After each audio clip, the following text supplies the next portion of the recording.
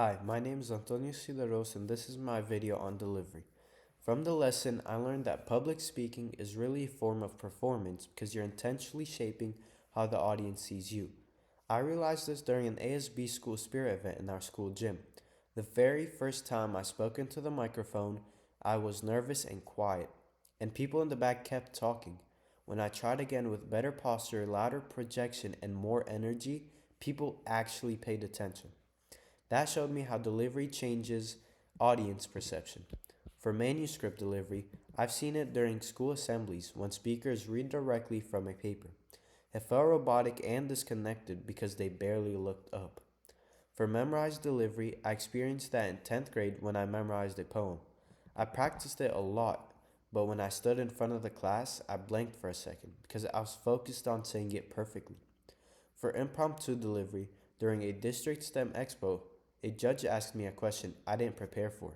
I answered on the spot, but it wasn't as organized as my prepared responses. For extemporaneous delivery, I usually use bullet point note cards and presentations. In a history presentation last semester, that helped me stay structured but still sound natural. For clarity, while volunteering as a trainer at Antelope Valley Medical Center, I once spoke too fast and had to repeat myself. After slowing down and articulating better, people understood me more clearly. For tone and physicality, when I talk about wanting to retire my parents, my tone becomes more serious and I use stronger posture and gestures. For rhythm, during a WOW portfolio presentation, I noticed that I had a repetitive speaking pattern. After watching myself on video, I slowed down at important moments and used pauses better. For presence during a Spanish presentation, I focused on making eye contact instead of staring at my notes, and I could see people stayed engaged.